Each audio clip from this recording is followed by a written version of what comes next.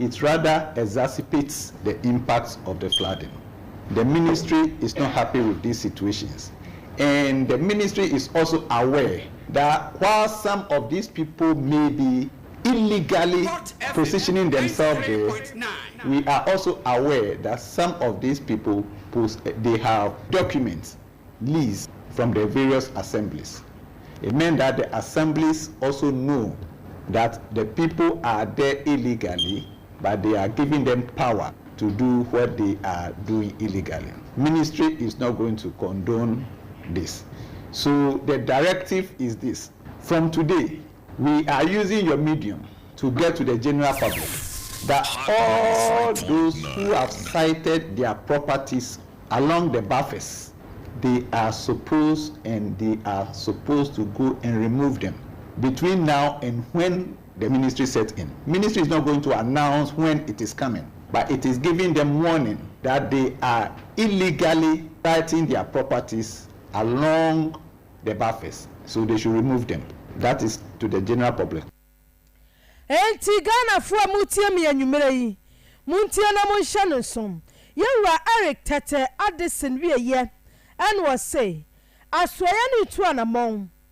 na anamon wo mutuo no eyade a eho baba mfaso amamme ene wo sade ebeya nsuo to a enkra ha yeti suhiri bia na wo munimu se asoya ni mu nipa bi local government mu nipa no mu bi ana ama ebinom permit se wo mo ntratra meya hodo a ensuo to a na achirichiri na wo mo so wuni akura wo mbetwa so na wo mo so nim se ba bia ensuo to achirichiri no eni kwase mo obia permit ama ne kokotena ho enti sa assembly bi mansiri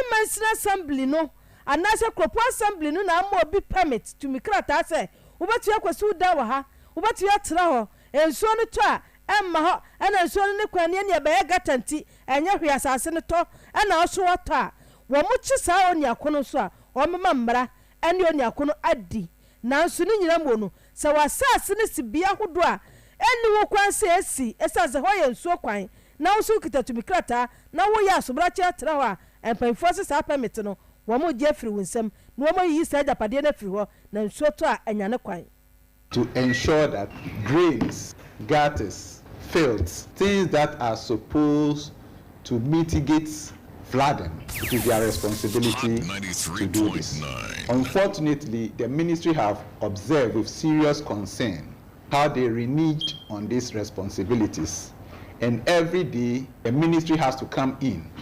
before action is taken. The ministry is not happy with this at all. With this observation and how they have reneged on their responsibilities, this engagement is to send a signal and a directive to them, to the assemblies. It is their responsibility to ensure that these properties are not there. But if they sit and they wait and look on, and these things are illegally sited there. Enti assembly bia waya subrachia mo obi tumi krata so betimi asini dan ba bia woto asase na ma no nim se ensuo kwan na watwi wani saa no wo mo betwe aso papa wo wi anu ose asoya ne se tu anamon na anamon to o mo atuo nie eye sika asom 8,256,170 Ghana cedis ana wo mo dia mamansini ani kropo assembly makomako dunson ewon kra ha sei se wo mo nyemfantete gatas ahodo mu na eno so sei ana o kire mu.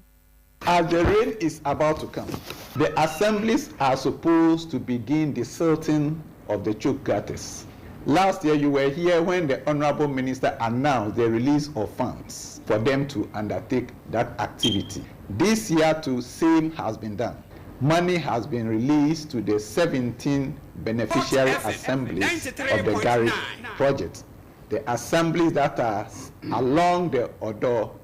Basin. Our expectation is that by now they should have started the desilting. That was why today we were going to go out unannounced to see if they were waiting for the ministry to come and let them start the activity, or they will have started before the ministry come in. So we are going to go out to see if the money that was advanced to them, if they have put it to good use. If it is not, then the ministry will then make an informed decision going forward. The information that is going out, it is a directive on 2 prongs. One, those who have sited their properties at the buffers of the drainage, they are supposed to remove them. Number 2, the assemblies who have given licenses, or is it lease, to those illegal occupants, they are supposed to go back and do the right thing. And then those who have not started desilting the gutters, now that the rain is about to start, they should do so before the ministry sets out. The ministry is not going to announce to any assembly when it is coming, because we believe that if you are responsible for something, you don't wait for someone to come and tell you before you take action. So the ministry will come unannounced, and those who are found culpable will be dealt with severely by the ministry. Enti Kroponi Mensina Sambi Makumaku Dunson, and Asikasum 8,256,170, and the Adiama almost almost to Gatasim, enti ministry no beba. Wamo bana sa wonya nyusu sikane tete gata simua ene asotwe da horo wamo de bema ho atiefo paipa moten kan why policy director in charge of policy planning, budgeting, monitoring and afa evaluation our ministry of local government and afa decentralization and rural development ora Eric Tete Addison ana yankuye no mu pemi kwanchafo a wono na eda Commission for Technical and Vocational Education and Training, CTVET, and San Jumantatiye, Sukusu Ahodwa, a woman muno. Dr. Fred Che, Asamwada Tudra, HSA, and nay Yabana Dinamapa, Egwa Kwemu, Ama, and Kratan and Woma, and San Jumantatiye Sukusunina, Meche TVET, Sukusuno, Omnibus Yandiano, Abano Ediaba, and a day, we just seen Pioneer Paso. Ene central for kasa epa hontoma na do ka enie Dr. Samuel Chese anya hwe kura no enkrata ho do be se 1.2 million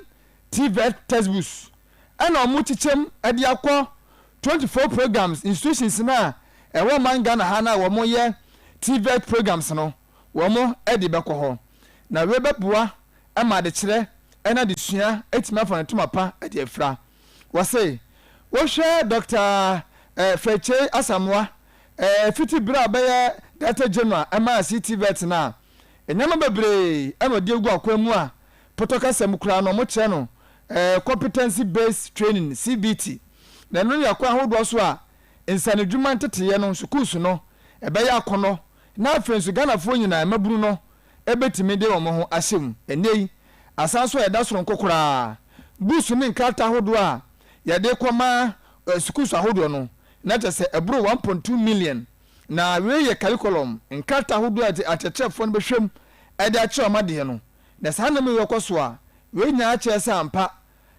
TVET eye eho dwumadie no eda aba no akoma sopa Dr. Freche Asamwa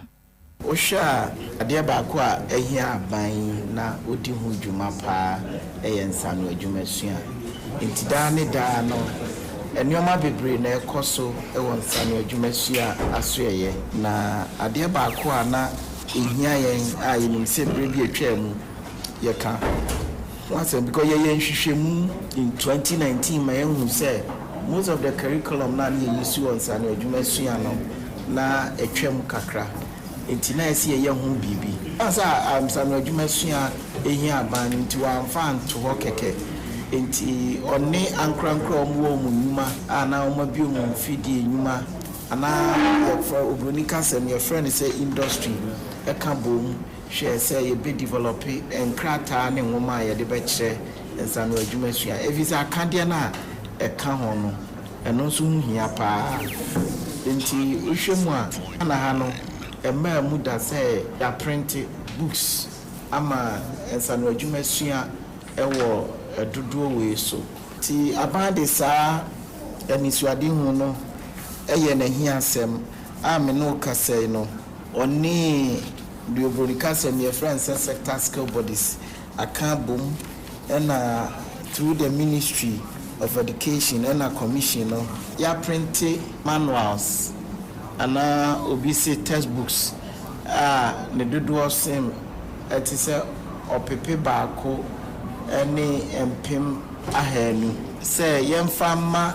asuafo no a yafa wo technical institutions ni nyina na omuntimi famwa na omunsua ade enti eno no na ene yene nsantwefo eka ho asem enyuma asua ahodo kra no ye no kra no manuals na textbooks na ya print no cover almost 24 traits. First, me tell say some adwumasua na ye ka ye feel say ya ade pam nko a ana ye ka siesie nko a ana ye welding. And to show mu kra na one of them leather work. Enwoma no nyina aba omu egusu a omu epia ebegu ana me kra mini space wa ha na right now you need TV service any private TV providers no arrangement making sure say delivery schedule is completed at least actually within 2 weeks there na say enwoma no start eco school bia na emofra no de esua de Dr. Fred Chey Asamoah esanso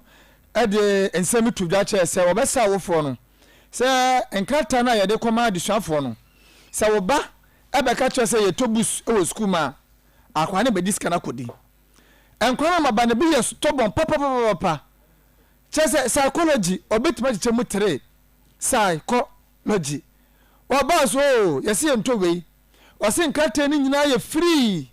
se cheni catch up of se on twesika any textbook on the portal ene sa abofra be ka church awufo bi se ye tobusu so a woni na chinko school mu wo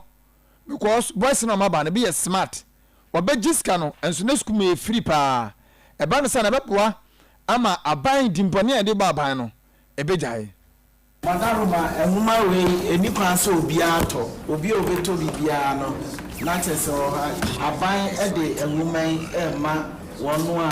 osua esano adwumasua no ina for free nti ehuma emu bia ni ho a yeton amankra no moma yantina yansu yeni akiri efisa aban se yemfama esuafo ni nyina for free nti yenton ema obia enye no krese ache efisa ehuma sua ade aba ye no wa go through processes bebre na fe na we na dru ho say eko we share competency based training na aban eba ye na nioma nkoyi e wan san adwumasu but wa tete ne nioma nyina pepepepepe enam na kwan so or your governance system or the most of equipment ni ade ankra ne besua ye no enye dey eko san adwumasu no ti most equipments a wohunu wo books we num eye nioma so a ebeko school no enso na ewo Any Director General Emma Commission for Technical and Vocational Education and Training CTVET Dr. Fred Chey Asamoah. Habusia me kwama ni wasanfo from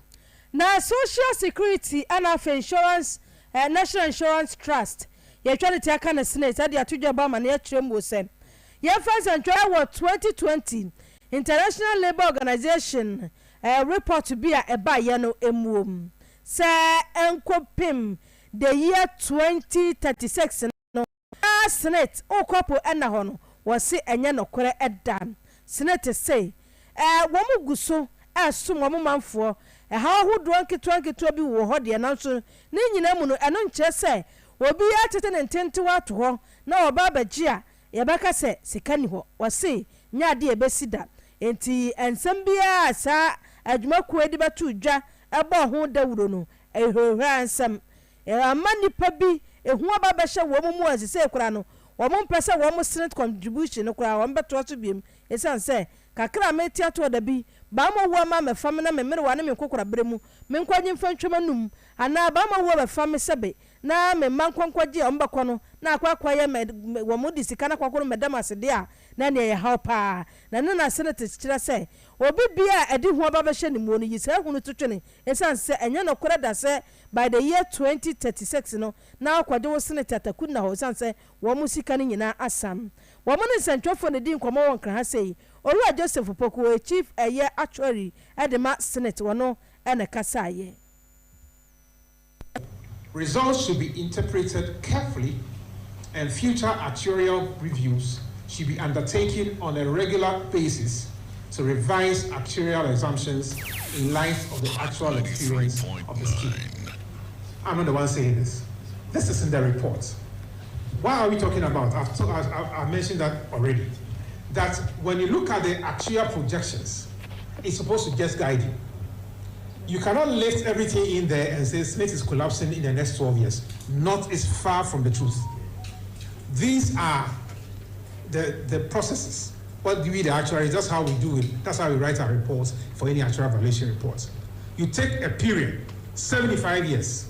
and then based on some assumptions which are supposed to be reasonable, you make all those reasonable assumptions, and then based on those assumptions, you say, because if you check the assumptions, your results are going to be different, depending on the assumptions that you make. So we don't take the report or the results of the report hook, line, and sinker. You don't take it in isolation. Monthly contributions have been paid up to January 2024, and you know that you have up to the 14th of the ensuing month to pay the previous month's contributions. So like we are in April, by now March contributions should have been paid. But government has paid fully for January 2020 this year. And even part of February has been paid. But I don't, because it's not fully paid, I don't want to dwell on it. But the point I'm making is that if government is late in payments, they are late in about a month and a half payment, if you like. Because we are in April. So they're supposed to be paying March. But March 1 has not been paid. They fully paid for January. And so we are waiting that at any moment, as they have promised, they are going to release the funds to pay on the current contribution. And near Muti Ye, aye, Chief Actuary Edema Senate, Oluwa Joseph Poku, and one in Central for the command and watch your moose, a report on a bayano, Ghana for Montungu. How were hot dear no and say, will be Baba Jinisika or Senator, Sikabia anywhere.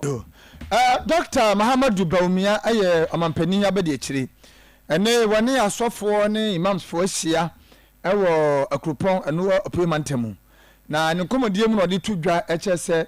woman say, can you do naba, do sonaba, then so no enchebia, a baya dear betrim, abandon a mapa, Elgua Quemu, said a baya do so ya, Nanzo ha na can you do, SM quine, Sabu moon, 9 or 4 girlfriend on boyfriend, AJ Jawomo, Ninja dear, a tour, a bitra. I know that there are challenges, and I don't want to paper over our economic challenges. We are going to work on them. Currently, we have issues with power challenges, but I can say, received from the Minister for Energy, that those power challenges will very soon, and I mean very soon, be a thing of the past. They are working at it. Now, Dr. Pomia Sanso Twaso HS. Abaya ko abaya ba na wo hwe Fourth Republic everything 92 ebeya MPP abanya abanwe abie nnuma akreti nnuma pa echa ban bia. I will be more accountable to the people of Ghana. So why do I say that we have performed better as a government? The data says so. It is not me who says so. I believe in data and I work with data. 2.1 million jobs in 7 years. That is more than any government in the Fourth Republic. And even though we still have more jobs to create, I believe that this puts us in a very good position to do more. We have constructed more roads than any other government in the Fourth Republic. Where ya campaign and normal. Dr. Baumia, can war a coupon. Now, the crack no, what did I decided to a software Mozambique sumfo mpanifo nyinanim se afuwe ya abato afe na omonhwe na asundua ya temu eviti tetetete ebesi ne no enkoso ntawa. God has really blessed Ghana in every facet of our religious making. Recently, I had the honor to visit Pope Francis at the Vatican and had the privilege to engage some other cardinals. It was obvious that the level of religious tolerance and acceptance we have in Ghana has caught the attention of many others outside our borders. This, coupled with the natural Ghanaian appetite for peace, are the cornerstones of the stability and peace we enjoy currently. We have every duty and responsibility to guard this jealously for now and the future. It behoves on us, therefore, that everything we do must be geared towards fostering national unity and peaceful coexistence. Abusia Assemble Kureni. Enya Dr. Alhaji Muhammad Dubaumia, Vice President Emma Ghana Osanso Fagbera Emma NP Permanikuno. Abusia Amansan Dawuro kasi abona wutie na twagu live on Facebook. Hot 93.9 FM. Na mekoma ni mwasafu from amuni musa bosumi awom ya wie ye pepepe ejeso by election basu gidi pa. Na MPP amanyoko mpanyifo ade atwudwa ba ma ne ya kyerem wo se yawra kwabra wusu adura mmire a wono MPP mu awase wa firi mu akwate ne ho independent candidate no ma obi antona ba mfa ma no wo mu ka kyerɛ adwusoman sɛ mo obi bia ni ho a wo beto na bade ma papa no wo mu ntuma ne lawyer na wo medi nkunim emfa ma MPP amanyoko no lawyer kwabra boaten wo obi a wo donipa no wo suro nyame nti wo mu de adwuma no hye ne nsa obeye mna watwi mu na eda wo mu campaign na obi aprapra ne de to sɛ ne be ya abato no Electoral Commission of Ghana ebetumi ahweso na afei ye beto be wie ne obedi nkunim ani apele pe wonso ne obesu ne obesere so besere na Ghana mampanyi na adakwa kufa de atodwa ba ma ne akyeremu se independent candidate de wo mu mpa wo mu kyiri enti o manfo no nto ba emfantia yewura kwabra owusu aduami amapa yese yewura aduami se na wadana chi ama MPP all right so dana chi a okoso dana chi ma MPP na ne ma fi no mu eba no na emi nwanwa 2008 93.9 Obano na dwiso ha ne no ye MP ema dwiso eye cabinet minister ne deputy minister cabinet minister of foreign affairs me jemu 2007 se me kwa ko pray the franka tuni abano ena yemu akufo epejano ebehye manemu cabinet minister ono no baya ono no besi kan eno tu no ebeye candidate ena afensusu obeye MP eno de say eno de na papa yesa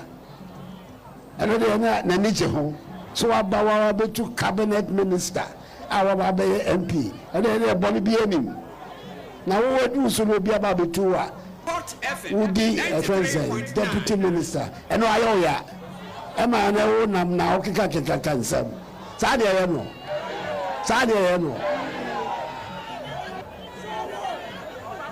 nukura America no eso se ye hwere ye na PPP fo ba be wi aba no abaye to ma no ma be di MPP no ye wi aba no ma no ana sa na mo peso kire ye se wi aba no ma no ana ne we e be de ye ba be wi aba no ma no on jaja isam so adana chi no ye minim di oye sa franto se chinyo ana ni bi omi nyina na abom e no oye a okoso ye ne sa no ma fa ya sam ma ba keka sam ai fata etre ɛne Ghana mampanyi na na adeda kwa akufo do no no ɛne ɛsɛ fafanto sɛ chinye o ɛne wo ya mo fa ma foforo wo mo keka nsɛm nkyerɛ no enti adwosomaye mampanyi na da kwa akufo do sei abara nyankopɔ yɛ adoma yɛ bɛto no ba election no mo bibia ntoma kwabra wusu aduami na mbo wantoma lawyer kwabra boate na FMPP ni nkunim wo wie ye na independent candidate kwabra wusu aduami so ade won ne emu ade pa kwama omanfo mo ɛwɔ MPP amanyoko no ma wo mo ahyehyɛ de tia no sɛ wo mu nyan ɛnyɛ sa wo mbɛte wo mo samia adole me ti ko ma me nya MPP ni ɛso mo se me NDC sɛ NDC ko kama samwa me nyuma pa me bɛyɛ yɛ no NDC ko nyina nya ho mfa so NDC ko pɛde o mi asam ɛnkyɛ sɛ me NDC ni na so me NDC ni bra me bɛ me fa ho ɛfiri samwa to ma no mo so aduoni na me mra ne mɛboa ama yɛ mpɛsue so ɛnyɛ ne ye tamo ne sɛ ezongo ha de obia ntumi fa atwitwa sɛ mu ma ha baabi a ɔmayɛ ɔma dwe sɛ ɔmbɛwie aba no mu no yɛbɛfa ballot box yɛbɛyi sei no ɛde nkyɛ akɔfa nkurɔfoɔ bi abɛbɛgu kurom ha no ɛnyɛ zongo ha aha mmarima wɔ ha na obiara ɔsɛ ɔne ɔpɛ a yɛ a ɔbɛyɛ a yɛsɛm sɛ ɔbɛba no ɔbɛdi nsɛmɔne no ɔno a ɔbɛte ne piga already maka ɛsɛ yɛ kurom a yɛ asantoa kurom yɛ asantoa ma yɛyɛ nsuro mu gya o nsuro mu gya ɛto aba no a yɛnto aba no claim ɛnɛ sɛbe ɛnyɛ nimonyam sɛbe mprɛde asa ho abusua ɛne a mote yɛ ɛyɛ independent candidate no one MPP mu no watwe ne ho sɛ adwoso no ho akɔkɔnten korɔ kwabra wusu aduami ɛna wɔkyerɛkyerɛ mu sɛ wɔno wɔbibia wɔhyehyɛ bɔne de atia no Yesu mogya ɛna bɛkanani abamoto na bɛtɛtiɛ fa na 30th ɔyɛ kyena ɛna 29 ai ɛna wɔkyena 30th yes okay my analysis bi na analysis no ɛyɛ hu na aduami awene de abi min ka so wa wene bia mi bisa sɛ ayi de ba info analytic for the ba yi wo mo de san for no mo ka sɛ mo yɛ info ahoni mo yɛ me hu ni sɛ nya sasɛm bi anim sa mo ayi no mo yɛ sa wa woni bibi da bi o just watch elections na ebe ko watchna no it's like it two one spirit one spiritual spirit going to fight together so omo nyina ya MPP one spiritual spirit going to fight together omo mienu no spirit ba ko a omo mu acha omo de ko hia ba wonim bibi enema ehuma MPP de ehuma MPP ni say na NDC so omo nko se NDC echitafo ni nyina ye mo adwese aba no beto na omo koto edima aduami a na MPP vote na onya no 2020 no 40% ekọ aduami wa aduami be wini because 2020 no results na mi per analysis na me ma ye ne chese enkofu bi to ma Jonkuma the late Jonkuma ema ni di nkonim abra presidential no o man to ama Akufo-Addo enti ye wankofo bi wa adwoso a Jonkuma ho do enti amro to aba no ma Jonkuma na mo nya sem bi pere mpe na asem personality no mo de pe enti o mutuma Jonkuma for parliamentary and presidential no mutuma John Mahama enti sesan kofo na apie wo chena akoto ba hu se no Jonkuma ni wo and yampe MPP you vote for the opponent side there then they will vote for also Duomi enti omo mpes na yewo sam wonwe unimwo yewo nkronkron kuma bi wo adwoso a Duomi na mo pe na Duomi so no eba no market wise so Duomi wo din echen kwabra bo acha sama yes enti aba no ozo bi won so a esenitim se ayoso no na de ko eno na bi e bebu MPP se esenitim se ayoso no MPP ba be ne personality say de to a Duomi betu no but listen there as say say fear delegates no abusua yanko wie kasebo no na adumba wa ye MPP ni ache say wadi party na chi ache wo ma allegation bi ne nsem wa Kenya ne say enei MPP yade amako position efise na ma akoso na nye abosome kakra aka ye de kotoba no bibie nu ebesesa say Dr. Bawumia kura pa omonkofa Yesu Kristo amen running mate or the Yesu Jesus Christ ebe ne running mate kura MPP ebelusu na onsemo de tudwa awo hot money drive no sabra kwabra pra the dawn eta kunem ana adumbawa eka nsemi yedia yado yatam yedia aso ago into obi atibidi omumu hwe bitimi ko jira platform say me say we independent na baba nim say we pay road contract na mamu tiju so mamu to my independent esiama wa dey na esiama e be speaker e kasa e fisi e kasa de say nyame ya mai post kitikiti post na 6 months so that sa no mo to mo boase no ma da 3 or 4 more na wadi ade wa mre na o bre say no ma ka won kasa sa baby anyama said any baby any MPP for anti and fighting the unity no time omo ya reshuffle time ayi this time ayi ministers time ayi CEO me too awful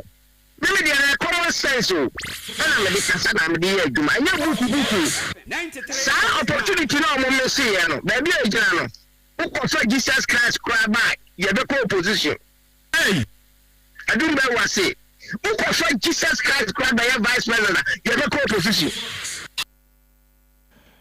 adumba wa ene na abusua yete no na abusua munim se LGBTIQ+ ihun sensemi ya ekwaso ya ba ote akonwa su dia to djaba ma na ye kire mu se yentwetwen so ma yemfa mra nansa esanse nipa bi dia kokkoto na nipa bi nso ehwe ho asem aka wode ato djaba ma na ye kire mu se munim se Roxy Nelson da fiamapo ye wei ane MPP munipa NDC we NDC munipa bi de kwada Supreme Court se wonhwe na won compare aban na afei enei na sema wo ba ma na ye kire mu se ni kwanse mrahye bagafie no efo na afei wo mode bill no ebre no empo se mrahye bagafie na nkasa betimi atena se aka se wo mo transmit bill no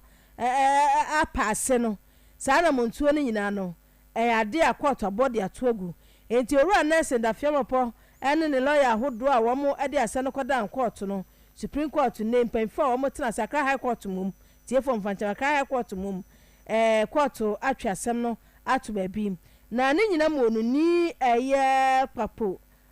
somoa ado a wo ye lawyer ade ma yewura Roxy Nelson da fiamapo ese asem no wo mo be court of appeal said it has jurisdiction to hear the matter.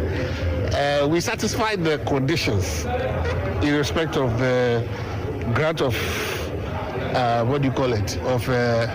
Madamu's application. However, it has a discretion, and so it will choose to exercise its discretion not to grant it on good grounds. One was the fact that there's a pending application. There are 2 suits at the Supreme Court. One is challenging the constitutionality of the bill. And so the court would want to wait for the Supreme Court to deal with the constitutional matter that is pending before it can make any further pronouncement. We will apply for the ruling. I said I am a bit satisfied that yes, the court says it has jurisdiction. We have met the grant of the mandamus. However, it will not grant it because it is a discretionary remedy, and so it will choose to exercise its discretion in respect of waiting for the determination of the Supreme Court matters. It gives us grounds for possible appeal, and I want to get a certified true copy of the, but I have every indication from my client that we will probably have to go to the Court of Appeal. Enti when him say Ronasin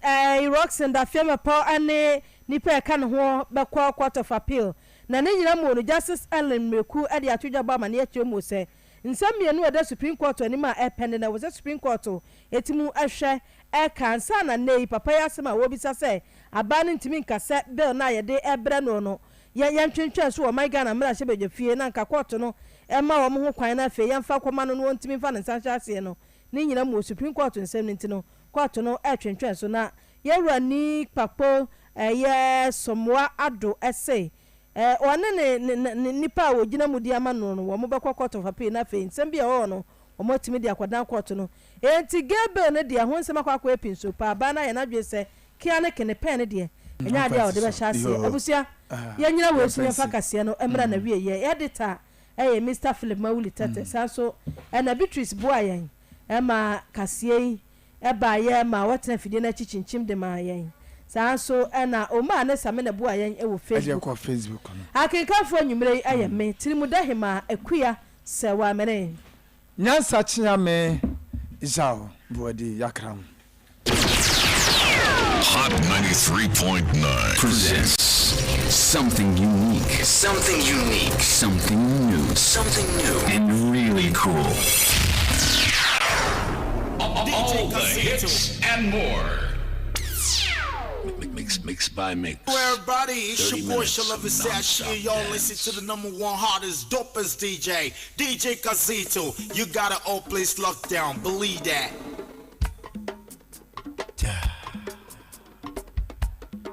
Are you ready?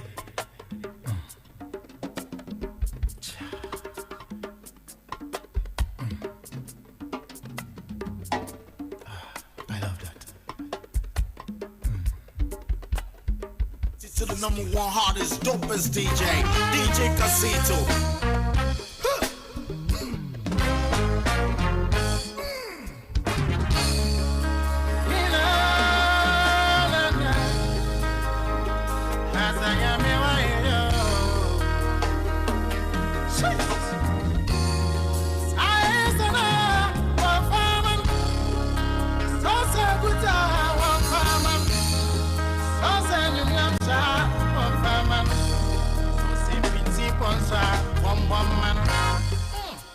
Obita sida pepper, obita nyum